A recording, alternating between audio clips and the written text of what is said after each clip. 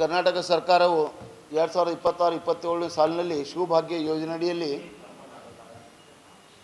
ಸ್ವರಾಜ್ಯದವರು ಬಿಟ್ಟು ಬೇರೆ ರಾಜ್ಯದವರಾದಂಥ ಅನ್ಯ ಜಾತಿಗೆ ಒಂದು ಶಿವಭಾಗ್ಯದ ಯೋಜನೆಯನ್ನು ಟೆಂಡರ್ ಮೂಲಕ 104 ಕೋಟಿ ರೂಪಾಯಿಗಳ ಟೆಂಡರ್ ಕೊಟ್ಟಿದ್ದು, ಅದು 36,54,000 ಜನರ ವಿದ್ಯಾರ್ಥಿಗಳಿಗೆ ಒಂದು ಅನ್ಯಾಯ ಮಾಡಿದಂತಾಗಿದೆ. ಯಾಕಂದರೆ ಹೊರದೇಶ ಮತ್ತು ಹೊರ ರಾಜ್ಯದ ಶೂಗಳು ಕೊಟ್ಟಿದ್ರೆ ಹೊರ ರಾಜ್ಯದವರು ಎಂಥವ್ರು ಕೊಡ್ತಾರೆ, ಯಾವ ರೀತಿಗೆ ಯಾವಾಗ ಕೊಡ್ತಾರೆ, ಎಂದು ಕೊಡ್ತಾರೆ, ಹೇಗೆ ಸಪ್ಲೈ ಮಾಡಲಿಕ್ಕೆ ಅದು ರೂಪುರೇಷೆಗಳು ಸಾಧ್ಯ ಆಗ್ತಾ ಇಲ್ಲ. ಮತ್ತು ಇದರಲ್ಲಿ ಈ ಶೂ ಮತ್ತು ಸಾಕ್ಸು ವಿಶೇಷವಾಗಿ ನಾವೆಲ್ಲ ಮ್ಯಾನುಫ್ಯಾಕ್ಚರರ್ಗಳು ಕರ್ನಾಟಕ ರಾಜ್ಯದಲ್ಲಿ ಸಾಕಷ್ಟು ಜನರು ಮ್ಯಾನುಫ್ಯಾಕ್ಚರರ್ಗಳು ಇದ್ದಾವೆ. ಅಷ್ಟೇ ಅಲ್ಲದೆ ಇದಕ್ಕೆಲ್ಲ SC ಮತ್ತು ST ಜನಾಂಗ, ಅದರಲ್ಲಿ ಚರ್ಮಕಾರ ಜನಾಂಗ 90% ಜನ ಚರ್ಮಕಾರ ಜನ ಈ ಉದ್ಯೋಗದಲ್ಲಿ ತೊಡಗಿದ್ದಾರೆ. ಈ ಉದ್ಯೋಗವನ್ನು ದಯಮಾಡಿ ಈ ಉದ್ಯೋಗದಲ್ಲಿ ಮುಸ್ಲಿಂ ಜನರು ಇದ್ದಾರೆ, ಆಮೇಲೆ ಹಿಂದುಳಿದ ಜನರು ಇದ್ದಾರೆ. ಈ ಲಕ್ಷಾಂತರ ಉದ್ಯಮಿಗಳನ್ನು ಮಾಡಿಕೊಂಡು ಕಳೆದ 10 ವರ್ಷಗಳಿಂದ ಶಿವಭಾಗ್ಯ ಯೋಜನೆಯನ್ನು ಅಳವಡಿಸಿಕೊಂಡು ಬಂದು ತಮ್ಮ ಉಪಜೀವನವನ್ನು ಮಾಡಿಕೊಳ್ಳುತ್ತಿದ್ದಾರೆ.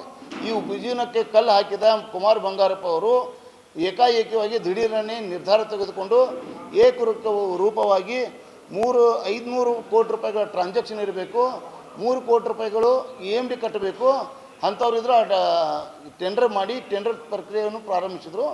ಆ ಟೆಂಡರ್ ಪ್ರಕ್ರಿಯೆ ಪ್ರಾರಂಭಿಸಿದ್ದು ಸಹಿತ ಜನರಿಗೆ ಆಗದ ಹಾಗೆ ಅದು ಕಿಂಚಿತವಾಗಿ ಸ್ವಲ್ಪ ಒಂದು ಮಟ್ಟದಲ್ಲಿ ಕೊಟ್ಟು ಅವಕಾಶ ಕೊಡೋದೆ ಅವರು ಟೆಂಡರ್ ಮಾಡಿ ಯಾವ್ಯಾವ ಉದ್ದೇಶಕ್ಕೋಸ್ಕರ ಅವ್ರು ಮಾಡಿದ್ದಾರೆ ನಮಗೆ ಗೊತ್ತಾಗ್ತಾ ಇಲ್ಲ.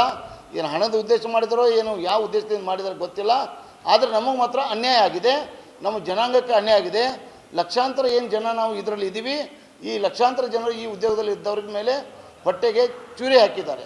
ಅದನ್ನು ದಯಮಾಡಿ ಸರ್ಕಾರ ಅತಿ ಬೇಗನೆ ತುರ್ತಾಗಿ ಅದನ್ನು ನಿಲ್ಲಿಸಬೇಕು. ಮತ್ತು ಆ್ಯಸ್ ಇಟ್ ಈಸ್ ಈಗೇನು ಈ ಮೊದಲು ಹೇಗಿದೆ ಆ ಪ್ರಕಾರ ಇರಬೇಕು. ಇದರಿಂದ ಎಲ್ಲರೂ ಸುಖ ಶಾಂತಿಯಿಂದ ಇರ್ತಾರೆ ಮತ್ತು ಜನ ಬದುಕುತ್ತಾರೆ.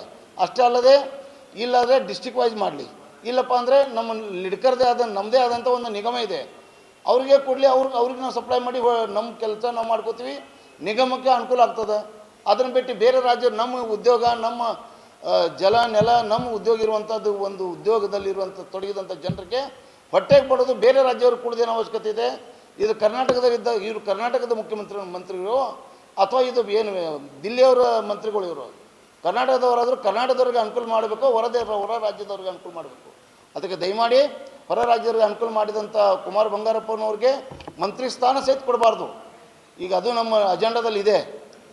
ಅದಕ್ಕೆ ದಯಮಾಡಿ ಇದೇನಿದೆ ಏನೋ ಶಿವಭಾಗ್ಯನ ತಡೆ ಹಿಡಿದು ಮತ್ತು ನೇರವಾಗಿ ಈ ಮೊದಲು ಹೇಗಿತ್ತು ಆ ಪ್ರಕಾರ ಮಾಡಬೇಕಂತೇಳಿ ತಮ್ಮಲ್ಲಿ ಮನವಿ ಪತ್ರ ಮಾಧ್ಯಮದ ಮುಖಾಂತರ ಈ ಮನವಿಯನ್ನು ಮುಖ್ಯಮಂತ್ರಿಯವರಿಗೆ ತಲುಪಲಿ ಅಂತೇಳಿ ನನ್ನ ಬೇಡಿಕೆ ಇದೆ.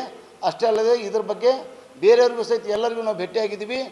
ಅದಕ್ಕೆ ರಾಜ್ಯಾಧ್ಯಕ್ಷ ವಿಜೇಂದ್ರ ಅವರು ಖಡಕವಾಗಿ ಲೆಟರ್ ಬರೆದಿದ್ದಾರೆ, ಅಶೋಕ್ ಅವರು ಬರೆದಿದ್ದಾರೆ. ಇದು ತುರ್ತಾಗಿ ನಿಲ್ಲಿಸಿ, ಇಲ್ಲದಿದ್ದರೆ ನಾವು ನಾಳೆ ಬರುವ ಅಧಿವೇಶನ 5ನೇ ತಾರೀಕಿಗೆ ಬರುವಂಥ ಅಧಿವೇಶನದಲ್ಲಿ ದೊಡ್ಡ ಇದು ಗಲಾಟೆ